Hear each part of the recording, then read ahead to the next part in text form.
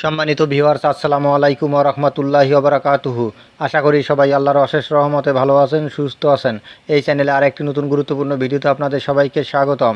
আজকে আলোচনা করব পঞ্চম গণবিজ্ঞপ্তির প্রাথমিক সুপারিশের ফল যে কোনো মুহূর্তে।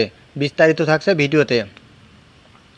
এই ভিডিওটি দেখার আগে যারা এই চ্যানেলে একদম নতুন তারা অবশ্যই চ্যানেলটি সাবস্ক্রাইব করে পাশে থাকা বেল আইকনটি প্রেস করে দিন।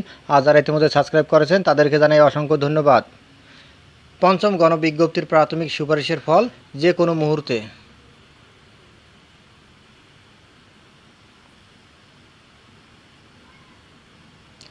পঞ্চম গণবিজ্ঞপ্তির প্রাথমিক সুপারিশ ফল যে কোনো মুহূর্তে প্রকাশ করা হতে পারে।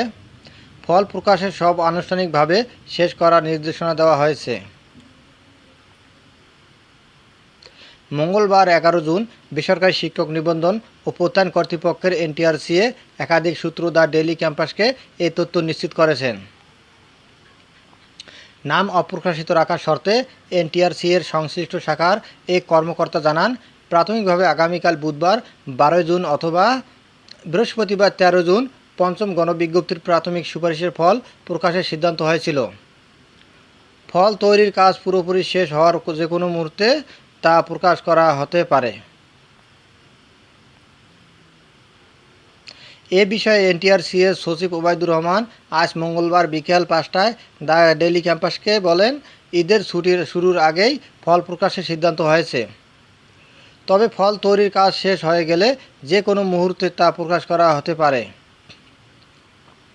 আজ মঙ্গলবার প্রাথমিক সুপারিশে ফল প্রকাশ করা হবে কিনা এমন প্রশ্নের জবাবে এনটিআরসিএর সচিব বলেন, আমি এই মুহূর্তে ঢাকার বাইরে রয়েছি, তাই এ বিষয়ে কোনো তথ্য দিতে পারছি না।